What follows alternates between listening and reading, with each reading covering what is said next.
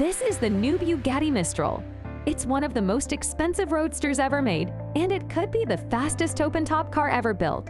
It's also the swan song for Bugatti's iconic W16 engine.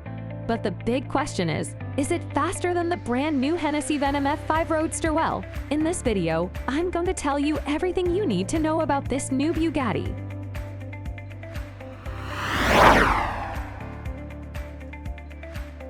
Why is this new Bugatti Mistral a big deal? Well, it's the last road car that Bugatti will ever build that will be powered exclusively by a quad-turbo W16 petrol engine. Manny recently confirmed that Bugatti's next-generation hypercars are going to be hybrids. So he wants to be your electric.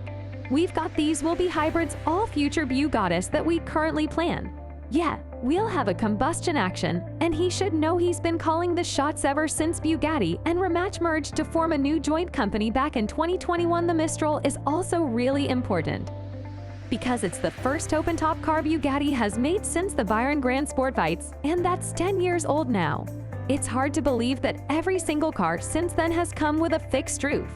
And yes, I'm counting all the special editions like the Chiron Per Sport, the Super Sport, the Devo, and even the Cento Diet Ski. Speaking of which, you can think of the Mistral as a compilation of Bugatti's greatest hits from the last decade. The front definitely takes some inspiration from the Devo. The bonnet is a bit smoother and doesn't have the same central vents, but the intakes either side are pretty much identical.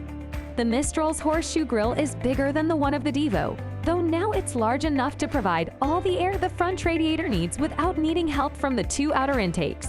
This means those intakes can blow all their air through the intercoolers for the car's 4 massive turbochargers, and I'll tell you more about them in a bit. Another big difference is the Mistral's new headlights. The DEVO has 2 C-shaped daytime running lights with the strip at the base for the main beams. The Mistral has 4 horizontal bars on each side, a bit like tiny Venetian blinds. Bugatti say they are supposed to reference the car's 4-wheel drive and 4 turbochargers, and that sounds a little bit like marketing speak to me. But these bars hide vents that blow air into the wheel arches and down the sides of the car to reduce drag. So they do serve a purpose. Don't go thinking this car is all about hardcore aerodynamics like the Super Sport 300 Plus or the Devo. There aren't any additional fins and flaps down the side of the Mistral like you get on other Bugattis, for example. It looks much smoother and simpler.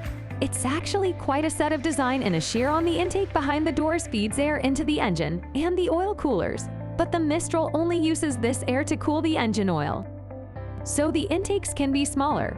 Another feature that caught my eye is the crease at the bottom of the door.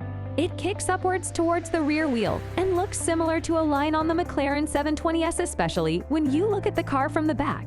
Something else you'll notice at the back is the Mistral's huge XA taillights that were inspired by the Bugatti Bolide. That is a track-only hypercar that started as a one-off, but Bugatti has since said it does now plan to put into production at some point anyway. The triangular gaps between the lights and the bodywork produce a low-pressure area that sucks hot air away from the Mistral's engine and gearbox. But this cause upgrades are more than skin deep. Bugatti could have taken the carbon fiber monocoque from a Chiron and simply cut off the roof. Carbon fiber is handy like that. It's so strong that you don't have to have loads of bracing like when you make a convertible out of a steel or aluminum monocoque. But just cutting the roof off would have been too easy. Instead, Bugatti made the far more expensive decision to redesign whole sections of the car's carbon fiber monocoque. He did all this to make sure the Mistral silhouette looked just right. I think they did a brilliant job. It looks absolutely amazing. But what do you think? Is this the best-looking car Bugatti has ever made? Or do you think the Super Sport 300 Plus is even cooler? I'll put a pink comment below so you can actually cast your vote anyway. Back to the Mistral, and it's all important roof or lack thereof. A big problem with some drop tops is to make sure the protecting raw bars don't look like an afterthought. You can get away with some shiny metal hoops on something like an Audi TT, but that would look tacky on a Bugatti. Most car makers try to integrate these bars into the bodywork like the ones on the McLaren 765 LT Spider, but that still looks a little bit weird. Bugatti has designed the Mystery in a completely different way, using an idea developed for the Bayern Grand Sport Fights. Rather than have a pair of solid hubs behind the seats, Bugatti decided to use the car's air intakes as structural elements to protect the occupants of the car flips on its roof. Each intake is strong enough to support the weight of the entire car. Having the air intakes behind your head also means that you get to fully enjoy the sound of the Mistral's W16 engine. Annoyingly, Bugatti hasn't released any sound clips yet, but it has said that it's essentially the same engine. Do you get in the Super Sport 300 Plus, so it should sound something like this. If you want to see me try and max out show on Super Sport on the Autobahn, click on the pop-out banner which should be appearing in the top right-hand corner of your screen now. If you can't see it, there's also a link in the description. Anyway, the Mistral's 8-liter quad-turbo W16 engine makes 1,600 horsepower and 1,600 Newton-meters of torque, just like the Super Sport 300 Plus. Or this is said to all four wheels through the same 7-speed dual-clutch automatic gearbox and four-wheel drive system that car has. So what about performance? Well, Bugatti has been pretty cagey about this as well, but it has said that he wants the Mistral to be the fastest roadster ever made. Bugatti's previous record holder is the Veyron Grand Sport Vites, which topped out at 254 miles an hour. But that's not the only record the Mistral has to beat. Koenigsegg smashed the Vites' top speed in 2017 with a 1,360 horsepower HURRAH RS that clocked up almost 278 miles an hour on a closed highway in Nevada. But this new Mistral has 1,600 horsepower. That's 240 horsepower.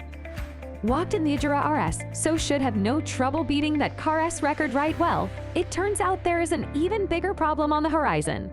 It's called the Hennessy Venom F5 Roadster. Yes, Hennessy has built a brand new Roadster version of its insane Venom F5 coupe hypercar. And not only that, they released it one day before Bugatti launched the new Mistral. Talk about stealing someone's thunder. Anyway, that car is almost mechanically identical to the standard Venom F5 coupe. They use the same carbon fiber chassis, most of the same body panels, and they have the same 6.6-liter twin-turbo V8 engine. That means it makes 1,817 horsepower and 1,617 Newton-meters of torque.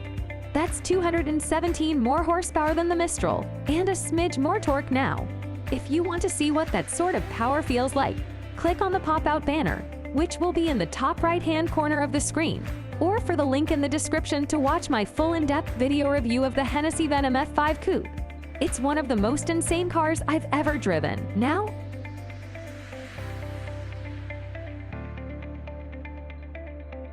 so which one of these cars is going to be the fastest and which one is going to accelerate the quickest? Well, when it comes to acceleration, you can't forget about weight.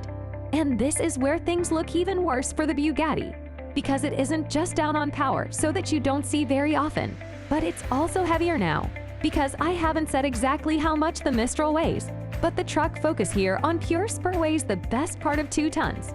The Venom F5 Roadster only weighs 1,405 kilos, and Bugatti isn't gonna lose half a ton just by cutting off the roof. That said, neither nor Hennessy have declared either acceleration times or top speed of their cars. There is, however, a cryptic mention in the Mistral's press release which says that the interior and the doors were designed so all information is easily visible and up to 420 kilometers an hour. That sounds like the Bugatti's aiming for top speed of around 261 miles an hour. Headers East still testing the F5, but it reckons the coupe will do more than 311 miles an hour. Does this mean that the Roadster could crack 300? Well, we'll have to wait and see. What numbers the Hennessy can actually deliver back to the Bugatti, and there will only be 99 Mistrals built. Well, I say only, that's actually pretty common for Bugatti. After all, it's only made 60 per Sports 40 Devos, 30 Super Sport 310 Cento, Duches, and 1 What's Your Noise. That said, Hennessy is only going to build 30 MF5 Roadsters. That makes it 3 times more exclusive than Mr. Trump. But despite all that, you do get one thing and the mistrust that you can't get anywhere else. And that's the last non-hybrid quad-turbo W16 engine that will ever go into a row car, and you can't put a price on that. Can you? I'm only kidding. Of course you can. The new Bugatti Mistral costs the equivalent of £4.2 million a lot before tax. And just like all Bugatti special editions, the entire production run is already sold out. Anyhow, I hope you all enjoyed the video. Don't forget to like the video and subscribe to the channel for more updates.